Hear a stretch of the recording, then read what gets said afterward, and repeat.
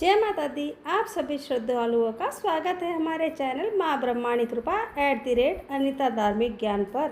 बरकत देवता की पौराणिक कहानी के अनुसार इस देवता की पूजा से घर में हमेशा धन धान्य और सुख समृद्धि बनी रहती है। अगर बरकत देवता की कथा सुनी जाए और 7 दिन तक का व्रत करके विष्णु भगवान के मंदिर में उद्यापन किया जाए तो उस घर में बरकत हमेशा बनी रहती है।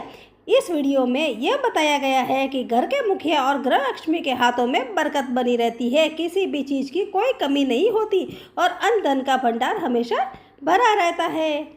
ऐसे तो इस कहानी का आप कभी भी 7 दिन में व्रत करके इसका उद्यापन कर सकते हैं, लेकिन वैशाख महीने में इसका करने का अपना अलग ही महत्व होता है, क्योंकि वैशाख महीना सबसे बड़ा महीना होता है। तो इस महीने में इस कहानी को रोजाना सुनने से हमारे घर के गृह लक्ष्मी के हाथों में बरकत बनी रहती है तथा घर के भंडार हमेशा भरे रहते हैं। तो आइए आज मैं आपको सुनाती हूँ बरकत देवता की कहानी।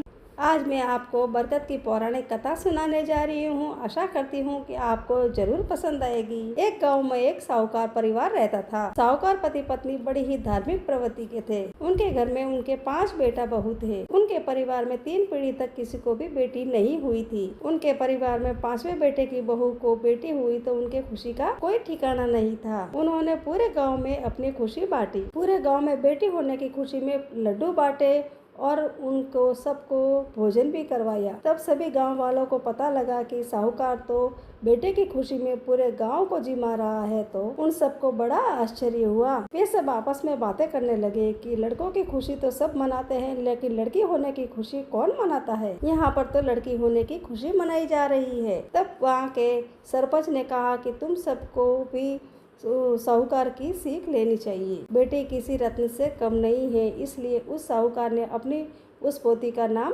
रत्नावती रखा। रत्नावती का पूरे परिवार वाले बहुत ही लाड प्यार से उसका लालन पालन करते थे, उसकी हर इच्छा पूरी करते थे। जिस चीज़ पे भी वह हाथ रखती थी उसकी वह हर इच्छा पूरी होती थी। कन्या का पालन पोषण खूब ऐशो आराम से होने लगा। धीरे धीरे कन्या बड़ी होने लगी। तब साहूकार ने मंदिर जा रही थी तो पोती ने पीछे से आवाज़ लगाया कि दादी दादी मैं भी आपके साथ चलूँगी। तब दादी पोती साथ में मंदिर चले गए और फिर इसी तरह से वे रोज़ दादी पोती मंदिर जाने लगी। रत्नावती भी बहुत धार्मिक प्रवृत्ति की निकली। वह भी अपने दादी की तरह पूजा पाठ में निपुण हुई थी। वह भी अपनी दादी की देखा देख सब मंदिरों में धूप लगाती, शिव जी को जल चढ़ाती, वड़ सींचती, पीपल सींचती और तुलसा जी में दियाबत्ती करती और तुलसा जी की परिक्रमा करती। राधा कृष्ण के मंदिर में बैठकर भजन कीर्तन करती। एक समय की बात है, तब माघ महीना चल रहा था। साहूकार ने अपनी पोती के साथ मंदिर गई। तब तो वहाँ बहुत सी औरतें माघ महीने की कहानी सुन रही थी। तो दादी पोती दोनों भी वहीं बैठकर कहानी सुनने लगे।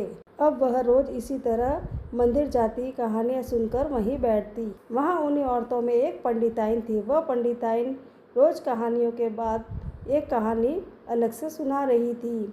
जो उसने कहा कि मैं आज आपको बरकत की कहानी सुनाऊंगी। जो बरकत की कहानी सुनता है साथ ही और 7 दिन लगातार व्रत करता है और विष्णु भगवान के मंदिर में दिया बत्ती करके कहानी सुनता है और उसका उद्यापन करता है, उनके घर में कभी भी धन धान्य की कमी नहीं होती। उनके घर में हमेशा अन्न धन के भंडार भरे रहते हैं और उनके परिवार में पुरुष हो या महिला उनके हाथ में बरकत रहती है। तब साहूकार ने भी निश्चय किया कि मैं भी 7 दिन तक यह व्रत करूंगी। साहूकार ने उन औरतों के साथ भी रोज बरकत की कहानी सुनने लगी और 7 दिन के बाद साहूकार ने भी बरकत का उद्यापन किया। लेकिन रत्नावती उम्र में छोटी थी। उसने अपनी पोती रत्नावती पर ध्यान नहीं दिया, क्योंकि वह छोटी है इसलिए उसका उद्यापन नहीं करवाया।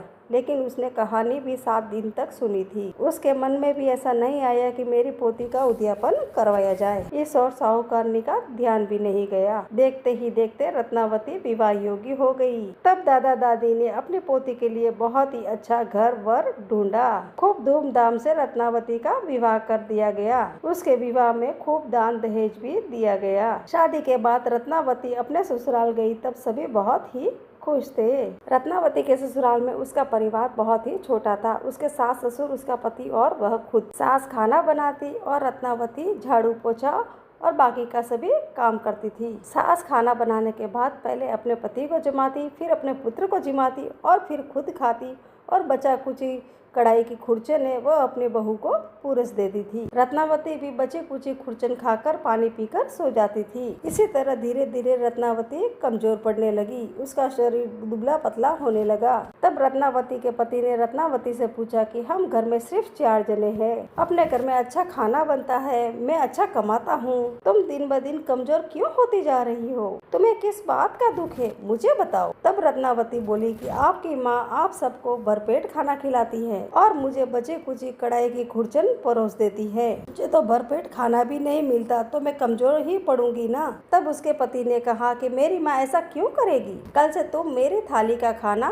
तुम खा लेना और तुम्हें जो खाना परोसा जाएगा वह मैं खा लूंगा। दूसरे दिन रत्नावती का पति कोई न कोई बहाना लेकर थाली को अपने कमरे में लेकर आता था। वह कहता कि माँ आज मेरे सर में बहुत दर्द हो रहा है, मैं बाद में खाना खा लूंगा, तुम मुझे मेरा खाना थाली में परोस कर दे दो। कभी कहता आज मुझे थोड़ा कुछ काम है, मैं बाद में खा लूंगा। इसी तरह कुछ न कुछ बहाना बनाकर रोज अपने थाली में खाना लेकर अपने कमरे में आता था और वह अपना खाना रत्नावती को देता था और रत्नावती का जो खाना उसकी सास परोसती थी वह खाना उसका पति खाने लगा। धीरे धीरे रत्नावती के पति का भी स्वास्थ्य बिगड़ने लगा। रत्नावती का पति धीरे धीरे कमजोर पड़ने लगा, वह भी धीरे धीरे दुबला पतला होने लगा। तब उसकी माँ ने उससे पूछा कि बेटा मैं तो तुझे रोज भरपेट खाना और अच्छा खासा खाना देती हूँ, फिर तू दुबला पतला क्यों हो रहा है? तुम कमजोर हो रहे हो, दिन ब दिन सूखते जा रहे हो। तब बेटा बोला कि माँ जो भी तुम बचा कुचा खाना रत्नावती को देती हो वह मैं खाना खाता हूँ और मेरे हिस्से का खाना मैं रत्नावती को देता हूँ।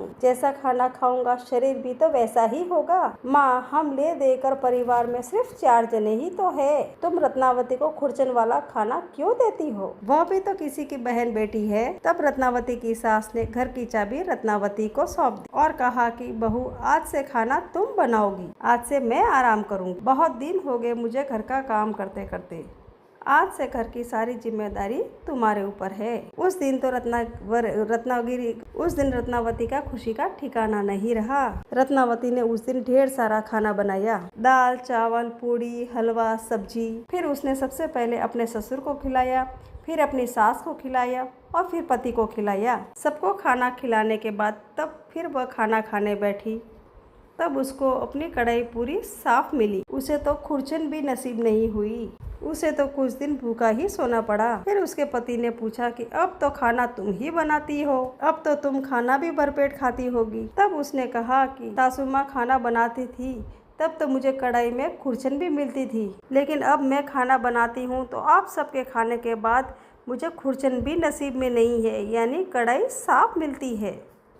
मेरे हिस्से में तो आज कुछ भी नसीब में नहीं है, आज तो मैं पूरी तरह से भूखी हूँ। पति को बड़ा आश्चर्य हुआ, ये कैसे हुआ? तुम कल और ज्यादा खाना बनाना। दूसरे दिन उसने पहले दिन से भी ज्यादा खाना बनाया। सबको खाना खिलाने के बाद रत्नावती खुद खाना खाने बैठी तब तो उस दिन भी उसके लिए कुछ नहीं बचा। उसे उस दिन भी कढ़ाई पूरी साफ मिली। उसने ये सब देखकर अपने नसीब में मान लिया, उसके हिस्से में अन्न देवता लिखे ही नहीं है। धीरे धीरे रत्नावती फिर से सूखने लगी। तब रत्नावती की सास ने अपनी बहू से कहा कि बहू अब तो खाना तुम खुद बनाती हो, फिर भी दिन ब दिन तुम क्यों सूख रही हो? तब रत्नावती ने पूरी बात अपनी सास को भी बताई। तब सास ससुर को और उसके पति को बहुत आश्चर्य हुआ। अब तो रत्नावती खुद खाना बनाती है, सबको भी खुद खिलाती है, उसके बाद भी उसके लिए कुछ भी नहीं बचता और खाना भी खूब सारा बनाती है, फिर भी कढ़ाई साफ मिलती है। तब रत्नावती के सास ने अपने बेटे से कहा कि बेटा तुम कुछ दिनों के लिए अपनी बहू को उसके पियर लेकर जाओ, शायद वहाँ पर कुछ ढंग से खा लेगी तो उसके शरीर पर असर होगा।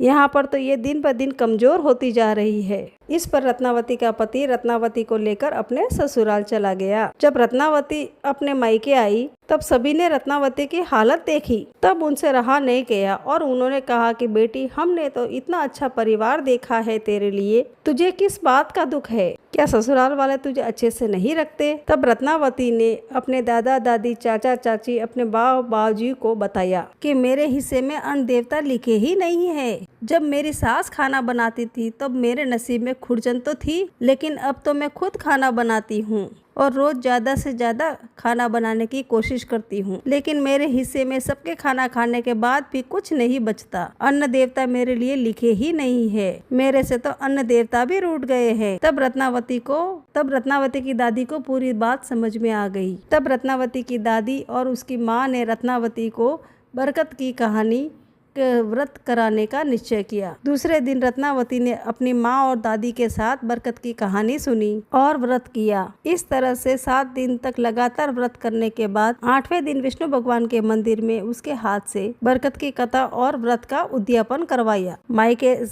फिर उसने मायके से खूब सारा धन लेकर अपने ससुराल आ गई। फिर रत्नावती तब ससुराल आई तब उसने सारी बात अपनी सास को बताई कि बरकत देवता मेरे से रुष्ट थे, मेरे ऊपर शाप लगा था, इसीलिए मेरी दादी माँ ने मुझे बरकत की कहानी सुनाई, मेरे से 7 दिन तक व्रत करवाया और 8वें दिन उद्यापन करवाया। अब आज से मैं आपको कहानी सुनाऊंगी, आप हुकारा भरना। तब रत्नावती ने अपनी सास से कहा, आज आपने खाना खा लिया क्या? तब सास ने कहा कि बहू तू तो भूखी रहती है, हम सब खाना कैसे खा सकते हैं, हम तो तेरे दुख में दुखी है। तब रत्नावती ने कहा कि आज से मैं आपको कहानी सुनाऊंगी, हम सब व्रत करेंगे और 7 दिन के बाद बरकत की कथा का उद्यापन करेंगे। तब रत्नावती ने कहानी सुनाई, सास ने हुकारा भरा। तब रत्नावती के पति ने और ससुर ने भी कहानी सुनी और 7 दिन तक उन्होंने भी व्रत किया। तब 8वें दिन रत्नावती ने अपने सास ससुर और पति के साथ बरकत का उद्यापन किया। उद्यापन के लिए वो विष्णु भगवान के मंदिर में गई। उद्यापन में नारियल, मिश्री, मेवा की मिठाई और 101 दक्षिणा के रुपए चढ़ाए और सभी ने बरकत बनी रहे इसकी प्रार्थना की। हमारे घर में धन की बरकत बनी रहे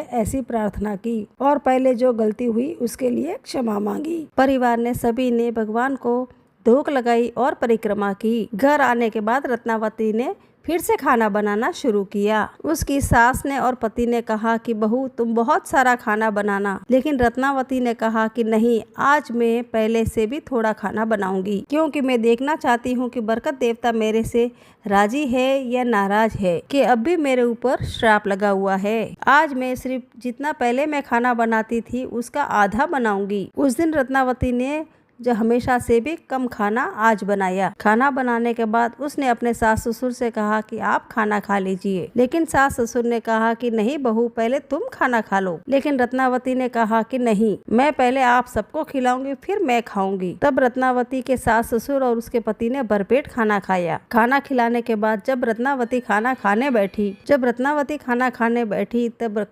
खाने के बर्तन आधे से भी ज्यादा भरे हुए थे। उस दिन रत्नावती ने भरपेट खाना खाया। रत्नावती के दिन बहुत अच्छे से गुजरने लगे। घर में खूब धन धान्य हो गया। बरकत देवता का उसके ऊपर आशीर्वाद बन गया और हमेशा रत्नावती के हाथ से बरकत होने लगी। तो हे बरकत देवता, जैसे आपने रत्नावती साथ पहले किया वैसा किसी के साथ भी मत करना, और बाद में जब आपने रत्नावती के साथ अपना आशीर्वाद बनाए रखा वैसा ही सबके ऊपर बनाए रखना। कहने वाले को, सुनने वाले को और हुकारा भरने वाले को, करनी है तो पूरी हो तो परवान चढ़े, भूले बिसरे तेरे नाम भंडार में भरे। इस तरह मैंने आपको बरकत देवता की कहानी सुनाई। इसी तरह अगर आप बरकत देवता की कहानी सुनेंगे, 7 दिन तक व्रत करेंगे और 8वें दिन इनका उद्यापन करेंगे तो आपके हाथ में हमेशा बरकत बनी रहेगी, घर में भी हमेशा बरकत रहेगी और घर हमेशा धन धान्य से भरा रहेगा। इस तरह मेरी बरकत देवता की कहानी पूरी हुई।